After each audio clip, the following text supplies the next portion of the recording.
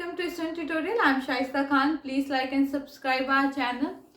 और जो आज का हमारा टॉपिक है वो क्या है? Magnetic field due to straight carrying conductor. ठीक है, मतलब कि एक स्ट्रेट कैरिंग कंडक्टर मतलब एक स्ट्रेट कंडक्टर में जो मैग्नेटिक फील्ड प्रोड्यूस होगा, आज हम उसकी बात करने जा रहे हैं.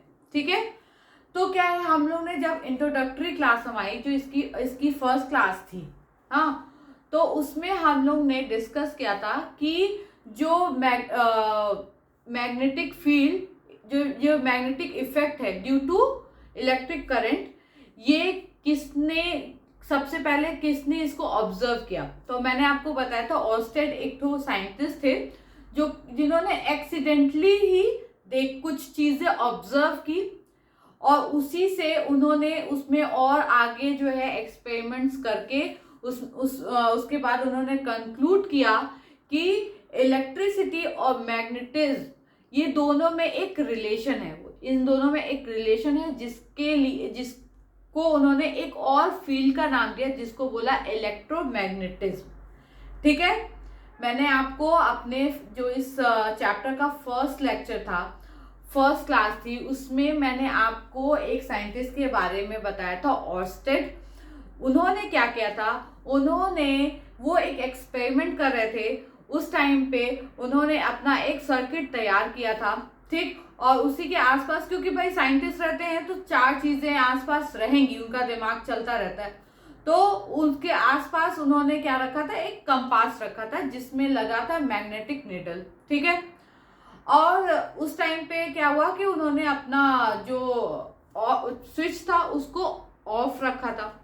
जैसे ही उन्होंने स्विच को ऑन किया अपना एक्सपेरिमेंट करने के लिए, तो उन्होंने देखा कि जो उनके सर्किट के पास कंपास रखा हुआ था उसमें आया डिफ्लेक्शन, उसकी निडल में आया डिफ्लेक्शन. तो उन्होंने सोचा कि मैंने मतलब करंट इसमें फ्लो कराना शुरू की, तो डिफ्लेक्शन इसमें क्यों आ रहा है, इसको क्या हो गया. उन्होंने सोचा कि हो सकता है कुछ हुआ हो. उन्होंने फिर से ऑफ किया, फिर से स्विच ऑन किया, फिर से उन्होंने देखा कि डिफ्लेक्शन आया, फिर से उन्होंने ऑफ किया, फिर देखा कि वो निडल जो है अपनी ओरिजिनल पोजीशन पे चली गई है. और जैसे उन्होंने स्विच को ऑन किया तो उन्होंने देखा कि फिर से उस निडल में क्या हुआ, डिफ्लेक्शन आया. तो वो ये बात बहुत अच्छी तरीके से समझ गए कि इलेक्ट्रिसिटी और मैग्नेटिज्म में कोई ना कोई रिलेशन जरूर है. जब उन्होंने इस चीज के बारे में और आगे एक्सपेरिमेंट्स किए तो उन्होंने कंक्लूड करके एक और अलग सी फील्ड ली जिसको उन्होंने बोला इलेक्ट्रोमैग्नेटिज्म. क्या किया, इलेक्ट्रोमैग्नेटिज्म, जिसमें इलेक्ट्रिसिटी और मैग्नेटिज्म के बीच में क्या है, एक रिलेशन है. तो ऐसा क्यों हुआ, डिफ्लेक्शन क्यों आया? क्योंकि जो हमारी करंट फ्लो होती है किसी भी कंडक्टर में, तो वो क्या करती है, अपने चारों तरफ क्या करती है, एक मैग्नेटिक फील्ड क्या करती है, जनरेट कर लेती है. क्या करती है, एक मैग्नेटिक फील्ड जनरेट कर लेती है. तो इसी की वजह से क्या हुआ कि उस टाइम पे सर्किट में जब करंट फ्लो हो रही थी तो उस टाइम पे जो उसके पास कंपास रखा गया था तो उसमें क्या हुआ, डिफ्लेक्शन हुआ. क्या हुआ, डिफ्लेक्शन, क्योंकि उस टाइम जो कंडक्टर था उसमें क्या हो रही थी, करंट फ्लो हो रही थी. करंट फ्लो होने के साथ साथ क्या होता है, उसमें एक मैग्नेटिक फील्ड क्या हुआ, जनरेट हो गया. मैग्नेटिक फील्ड जनरेट होने के साथ ही, अब भाई मैग्नेटिक फील्ड जनरेट हुआ तो मैग्नेटिक फील्ड लाइंस भी होगी, फिर उसका डायरेक्शन भी होगा. तो वही जो है वो कंपास की निडल जो है डिफ्लेक्शन देके उसी का क्या बता रही थी, उसी का डायरेक्ट मैग्नेटिक फील्ड का डायरेक्शन बता रही थी. ठीक है, अब क्या है, अब इसमें बहुत से कंडक्टर हम पढ़ेंगे, 2-3 टाइप के कंडक्टर पढ़ेंगे, लेकिन आज जो कंडक्टर हम पढ़ने जा रहे हैं वो एक स्ट्रेट कैरिंग वायर, मतलब एक लंबी सी तार, एक सीधी लंबी तार, उसमें किस तरीके का जो है मैग्नेटिक फील्ड जनरेट होता है, हम वो देखेंगे. तो उसके लिए हमने एक सर्किट बनाई है. इस सर्किट में देखिए हमने लगाई एक बैटरी और उसके बाद XY जो है वो क्या है, हमारी करंट कैरिंग स्ट्रेट वायर है. ठीक है, अब इस स्ट्रेट वायर में हमने क्या किया, बीच में एक गत्ता लगा दिया. क्या किया, एक गत्ता लगा दिया, मतलब नहीं पिरो दिया जाता है किसी चीज में, तो एक वायर में छेद करते, मतलब गत्ते में छेद करते हुए वायर को उसमें से डाल के निकाल के और एक किससे, बैटरी से क्या किया हमने, कनेक्ट कर दिया। अब इस गत्ते पे हमने क्या किया कि जो वो है आयरन फाइलिंग्स है उसको हमने इस पे डिस्ट्रीब्यूट कर दिया, इस पे क्या किया, डिस्ट्रीब्यूट कर दिया। ठीक है, तो जब इसमें करंट फ्लो नहीं हो रही थी, जब इसमें क्या होती, करंट फ्लो नहीं हो रही थी, उस टाइम तो जो आयरन फाइलिंग्स है वो आराम से क्या हो रही थी, वो आराम से अपना ऐसे ऐसे ऐसे ऐसे डिस्ट्रीब्यूट थी। ठीक है, पूरा ठीक है, जैसे भी हमने डाला था वो वैसी थी। लेकिन जब क्या हुआ कि जब जो इसमें वायर लगा हुआ था, जो वायर पिरोया हुआ था इस गत्ते में, जब हमने उसमें क्या की, करंट फ्लो कराई, क्या करी, करंट फ्लो कराई, तो जो आयरन फाइलिंग्स है, आयरन फाइलिंग्स है, उन्होंने अपने आप को कुछ इस तरीके से क्या किया, अरेंज कर लिया। क्या किया, कुछ इस तरीके से क्या किया, अरेंज कर लिया। पहले क्या था, पहले क्या था, पहले इस गत्ते पे आयरन फाइलिंग्स ऐसे डाली गई थी, जो कि ऐसे ही चारों तरफ अपना पड़ी हुई थी। ठीक है, उस टाइम पे ये जो XY वायर है, स्ट्रेट वायर है, इसमें कोई भी करंट फ्लो नहीं हो रही थी। क्या हो रही थी, कोई भी करंट फ्लो नहीं हो रही थी, यानी कि इसका स्विच जो था वो ओपन था, इसका स्विच जो था वो ओपन था। उस टाइम पे आयरन फाइलिंग्स कुछ इस तरीके से होंगी गत्ते के ऊपर। ठीक है, लेकिन जैसे ही हमने क्या किया, हमने क्या किया, स्विच को किया ऑन, हमने क्या किया, स्विच को कर दिया ऑन। उस टाइम पे जो XY स्ट्रेट वायर है, carrying wire, current carrying wire, उसमें क्या हुई, करंट फ्लो हुई। करंट फ्लो होने के साथ ही हमने देखा कि जो आयरन फाइलिंग्स कुछ इस तरीके से इधर उधर ऐसे ऐसे ऐसे ऐसे ऐसे ऐसे पड़ी हुई थी, उसने अपने आप को कुछ इस तरीके से, जो कंसेंट्रिक सर्कल्स होते हैं, कुछ इस तरीके से अपने आप को अरेंज कर लिया, कुछ इस तरीके से अपने आप को अरेंज कर लिया। उस टाइम पे हमने ये कंक्लूड किया कि जो करंट कैरिंग वायर्स होते हैं, जो करंट कैरिंग वायर्स होते हैं, स्ट्रेट वायर्स, उसमें जो मैग्नेटिक फील्ड है वो कैसे, वो कुछ कंसेंट्रिक सर्कल के फॉर्म में क्या होती है, जनरेट होती है। ये कंसेंट्रिक सर्कल क्या होते हैं, जिसमें सारे सर्कल्स जो हैं, जिसका एक ही सेंटर हो, एक के अंदर एक, जैसे इसमें है एक के अंदर एक सर्कल्स है, वैसे ही सर्कल्स हो और जिनका जो सेंटर हो वो सेम हो, एक ही सेंटर हो। ठीक है, तो यहाँ पे क्या, सबका एक ही सेंटर है, जहां से क्या है, जो वायर है वो उसमें से पास हुई है, वही क्या है, इन लोग, ये सारे सर्कल्स का सेंटर है। ठीक है, तो ये बात समझ में आई कि जब भी किसी स्ट्रेट कैरिंग कंडक्टर में अगर हम करंट को क्या करेंगे, फ्लो करेंगे, तो उस टाइम पे जो मैग्नेटिक फील्ड जनरेट होगी वो कुछ कंसेंट्रिक सर्कल के फॉर्म में क्या होगी, जनरेट होगी, जिस सारे सर्कल्स का सेंटर क्या होगा, सेम होगा। ठीक है, अब आप ये बताइए कि जब करंट फ्लो हो रही है, तो करंट कब फ्लो होती है, जब क्या होता है, चार्ज मूव करता है या इलेक्ट्रॉन मूव करता है, उसी को तो हम कहते हैं ना कि भाई चार्ज फ्लो हो रहा है, इलेक्ट्रॉन फ्लो हो रहा है, यानी करंट फ्लो हो रही है। यानी जो करंट, ये मैग्नेटिक फील्ड जनरेट हुई है, जो मैग्नेटिक फील्ड फॉर्म हुई है, प्रोड्यूस हुई है इस करंट कैरिंग वायर में, वो क्यों हुई है, क्योंकि जो इलेक्ट्रॉन्स है, जो चार्जेस है, जो मूविंग चार्जेस हैं, उन्होंने हर एक मूविंग चार्जेस ने क्या किया, एक अपने चारों तरफ एक मैग्नेटिक फील्ड को क्या किया है, जनरेट किया है, एक मैग्नेटिक फील्ड को क्या किया है, जनरेट किया है। उस मैग्नेटिक फील्ड के जनरेट होने के वजह से ही क्या हो रहा है, ये जो कंडक्टर है, स्ट्रेट कंडक्टर है, उसमें क्या है, मैग्नेटिक फील्ड जनरेट हो रही है। ठीक है, हर जो भी चार्ज होगा वो जैसे जैसे चलेगा तो अपने चारों तरफ क्या करेगा, कुछ ऐसे ऐसे क्या करेगा, सर्कल्स फॉर्म करता जाएगा। ठीक है, वो जैसे जैसे आगे बढ़ता जाएगा वैसे वैसे क्या करेगा, सर्कल्स फॉर्म करता जाएगा। उससे क्या होगा कि इसका मतलब ये कि जो करंट फ्लो हो रही है यानी और जो मैग्नेटिक फील्ड जनरेट हो रही है वो किसकी वजह से हो रही है, वो चार्जेस के मूवमेंट की वजह से होती है। किसकी वजह से होती है, चार्जेस के मूवमेंट के, मूविंग चार्ज की वजह से क्या हो रही है, मैग्नेटिक फील्ड यहाँ पे जनरेट हो रही है। मूविंग चार्ज की वजह से तो क्या होता है कि करंट फ्लो हो रहा है, इसी वजह से क्या हो रहा है, मैग्नेटिक फील्ड जनरेट हो रहा है। ठीक, तो इसमें मैग्नेटिक फील्ड जनरेट होने की वजह क्या है कि मूविंग चार्जेस, जो चार्जेस जो है वो एक जगह पे रुके हुए होंगे, जो रुके हुए चार्जेस होंगे वो मैग्नेटिक फील्ड जनरेट नहीं करेंगे। ओनली मूविंग चार्जेस क्या करेंगे, मैग्नेटिक फील्ड जनरेट करेंगे। ये बात आपको समझ में आई? क्या है कि जो मूविंग चार्जेस होंगे वही मैग्नेटिक फील्ड जनरेट करेंगे, जो मूविंग चार्जेस नहीं होंगे, जो रुके हुए चार्जेस होंगे वो जो है मैग्नेटिक फील्ड वो जनरेट नहीं करेंगे। ठीक है, ये बात समझ में आई? ये बात आपको समझ में आ गई? आई होप कि आ गई होगी। ठीक है, तो अब हम इसी में आगे बढ़ते हुए एक Maxwell right hand thumb rule है, उसको भी हम लोग क्या करते हैं, डिस्कस करते हैं। ठीक है, अब हम बात तब कर रहे हैं कि जब हमारे पास एक स्ट्रेट कंडक्टर है। क्या है, एक स्ट्रेट कंडक्टर है। क्या है, एक स्ट्रेट कंडक्टर है।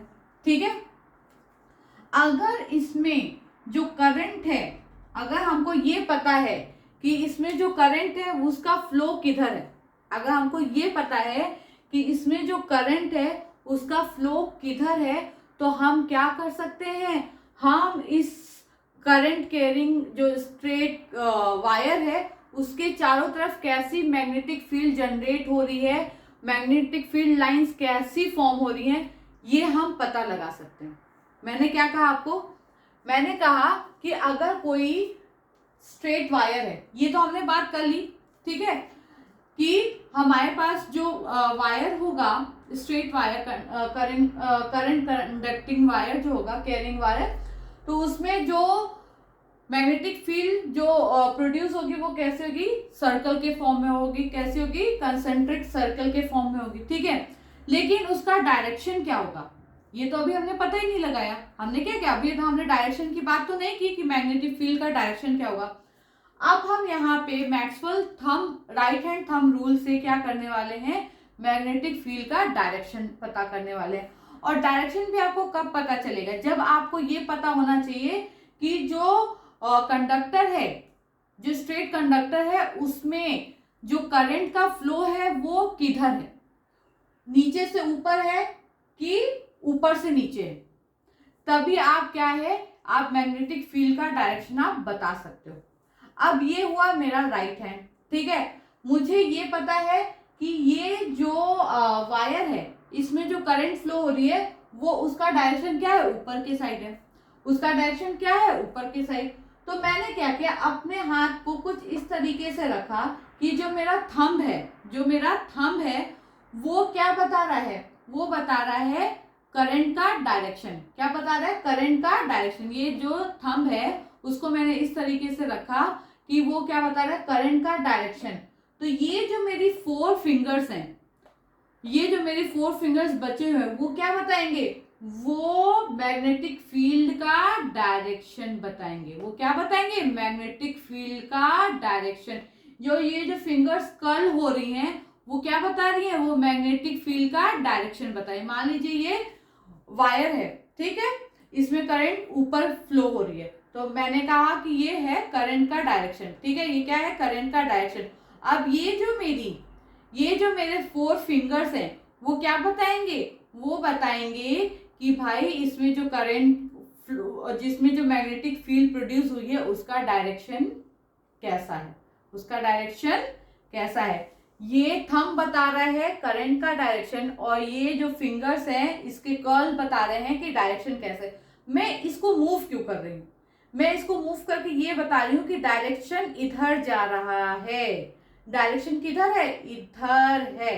अगर आप इसको ऐसे देखोगे तो इधर कैसे है, डायरेक्शन किधर है, मतलब ऐसे जा रहा है। डायरेक्शन किधर जा रहा है, ऐसे जा रहा है, ऐसे डायरेक्शन जा रहा है। किधर जा रहा है, ऐसे जा रहा है डायरेक्शन। ठीक है, ये है। और इसको मैंने बताया कि ये ये करंट का डायरेक्शन है, तो ये जो है ये कैसे जा रहा है फिंगर्स, ये ऐसे जा रहा है फिंगर्स, तो ये क्या बता रहा है कि ये जो डायरेक्शन है मैग्नेटिक फील्ड का ये एंटी क्लॉकवाइज है। क्या है? Anti clockwise. अगर आप क्लॉक की बात करेंगे, घड़ी की बात करें, तो उसमें जो नीडल होगी वो किधर चलती है? ऐसे चलती है ना, ऐसे चलती है। और हम क्या कह रहे हैं कि जो मैग्नेटिक फील्ड का डायरेक्शन है वो कुछ ऐसे है, इधर के साइड से, मतलब ऐसे चल रहा है, तो वो क्या हुआ? Anti clockwise. जो घड़ी के डायरेक्शन की तरफ अगर कोई किसी का डायरेक्शन हो तो उसको हम बोलेंगे क्लॉकवाइज, और जो उसके अपोजिट डायरेक्शन हो तो उसको हम बोलेंगे एंटी क्लॉकवाइज। ठीक है, तो अगर करंट जो है उसका डायरेक्शन ऊपर की तरफ है तो जो मैग्नेटिक फील्ड का डायरेक्शन होगा वो क्या होगा? Anti clockwise. क्या होगा? Anti clockwise. और अगर इसको हम पलट दें, इसको हम क्या करें? पलट दें, यानी कि अब हम करंट की डायरेक्शन क्या कह रहे हैं? नीचे की तरफ जा रही है। अब हम करंट की डायरेक्शन क्या कह रहे हैं? कह रहे हैं कि अब ये करंट नीचे की तरफ जा रही है, जो वायर है उसमें करंट नीचे की तरफ जा रही है। तो क्या हुआ? हमने अपने थंब को बोला कि भाई करंट अब नीचे है उसका डायरेक्शन, तो हमने कहा उसको नीचे दिखा दिया। अब जो है हमारी जो ये 4 फिंगर्स होंगी वो क्या करेंगी? फिर से मैग्नेटिक फील्ड का डायरेक्शन बताएंगी, और ये मैग्नेटिक फील्ड का डायरेक्शन क्या होगा?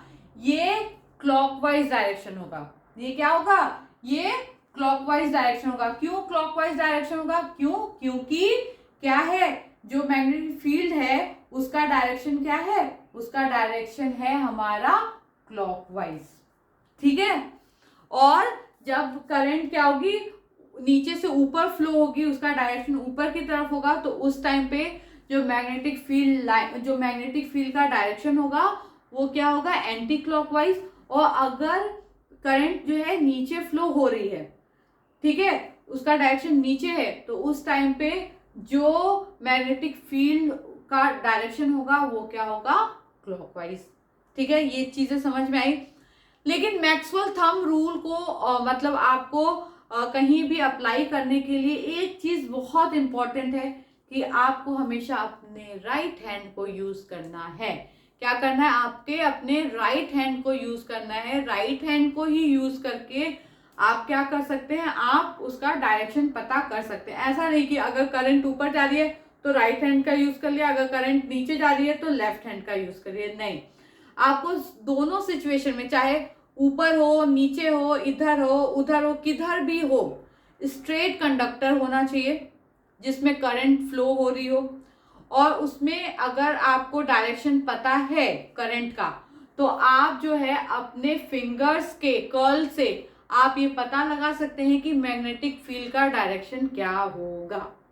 ठीक है, ये बात आपको समझ में आई कि मैक्सवेल का थंब रूल क्या कह रहा है, और जो एक करंट, जो स्ट्रेट कैरिंग करंट कंडक्टर है, तो उसमें जो मैग्नेटिक फील्ड जनरेट हो रही है वो किस तरह की हो रही है? वो कंसेंट्रिक सर्कल के फॉर्म में हो रही है। अगर उसका डायरेक्शन निकालना हो मैग्नेटिक फील्ड का तो हम किसका यूज करेंगे? Maxwell right hand thumb rule का यूज करेंगे। ठीक है, तो अब ये तो हमने यहाँ पे डिस्कस कर लिया। अब हम इसका जो थ्योरी पोर्शन है उसको भी देख लेते हैं। तो चलिए, क्या है? The magnetic field lines around the current carrying straight conductor are concentric circles whose centers lies on the wire। जिसका जो सर्कल्स होंगे उसका जो सेंटर होगा वो कहाँ लाई करेगा? वायर के सेंटर पे। ठीक है, वायर पे लाई करेगा। The magnetic field lines are circular in nature, और जो मैग्नेटिक फील्ड लाइन कैसे होंगी? वो सर्कुलर होंगी नेचर में। ठीक है, the magnitude of magnetic field B produce, जो मैग्नेटिक फील्ड होता है उसको हम कैपिटल बी से डिनोट करते हैं। ठीक है, produce by a straight current carrying wire at a given point. जो मैग्नेटिक फील्ड जो होगा प्रोड्यूस होगा उसका जो मैग्नीट्यूड होगा वो कुछ पॉइंट्स पे क्या करता है? डिपेंड करता है। ठीक है, क्या है? पहला क्या है? Directly proportional to the current I passing through the wire. जो मैग्नेटिक फील्ड बी होगा वो क्या होगा? डायरेक्टली प्रोपोर्शनल क्या होगा? उस जो करंट कैरिंग वायर है, कंडक्टर है, उसमें जो करंट फ्लो हो रही है उसके डायरेक्टली प्रोपोर्शनल होगा, यानी B is directly proportional to I. इसका मतलब ये है कि करंट जितना ज़्यादा होगा मैग्नेटिक फील्ड उतना ही ज़्यादा होगा, यानी करंट जितना स्ट्रांग होगा मैग्नेटिक फील्ड भी उतना ही ज़्यादा स्ट्रांग होगा। Greater the current in the wire stronger will be the magnetic field produce. मतलब ज़्यादा करंट यानी मैग्नेटिक फील्ड जो है और ज़्यादा स्ट्रांग क्या होगा वहाँ पे प्रोड्यूस होगा। ठीक है, अब इसका जो और पॉइंट है उसको भी हम देख लेते हैं। तो सेकंड पॉइंट क्या है inversely proportional to the direction r from the wire. जो मैग्नेटिक फील्ड बी है वो क्या है इनवर्सली प्रोपोर्शनल है किसके, जो डिस्टेंस है वायर की, जो डिस्टेंस है उससे इनवर्सली प्रोपोर्शनल, यानी कि वायर से जितना दूर जाते जाएंगे मैग्नेटिक फील्ड उतनी ज़्यादा वीक होती जाएगी। डिस्टेंस वायर से जितना आगे बढ़ता जाएगा मैग्नेटिक फील्ड उतनी ही वीक होती जाएगी। Greater the distance of a point from the current carrying wire weaker will be the magnetic field produce at that point. जो उस पॉइंट पे जो मैग्नेटिक फील्ड होगा वो डिस्टेंस पे, वायर से उसकी डिस्टेंस पे डिपेंड करता है। From both the equation we get, जो एक हमारी इक्वेशन थी B directly proportional to I और ये B is inversely proportional to 1/r, तो उन दोनों को अगर हम क्या करेंगे दोनों को एक साथ लेके आएंगे इक्वेशन को, तो क्या होगा B is proportional to I upon R, directly proportional to I और inversely proportional to R। If the direction of current in a straight wire is known, then the direction of magnetic field produced by it is obtained by Maxwell right hand thumb rule। से हम क्या कर सकते हैं direction पता कर सकते हैं अगर आपको करंट का डायरेक्शन पता हो तो ये तो हो गया कि मैग्नेटिक फील्ड कैसा जनरेट होगा।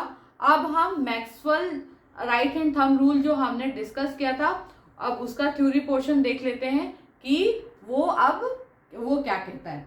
ठीक है, उसका जो थ्योरी है उसमें उसको भी हम एक बार क्या करें डिस्कस कर लेते हैं। तो चलिए Maxwell right hand thumb rule का जो हमने डिस्कशन किया था, तो अब हम उसका जो थ्योरी पोर्शन है उसको भी देख लेते हैं।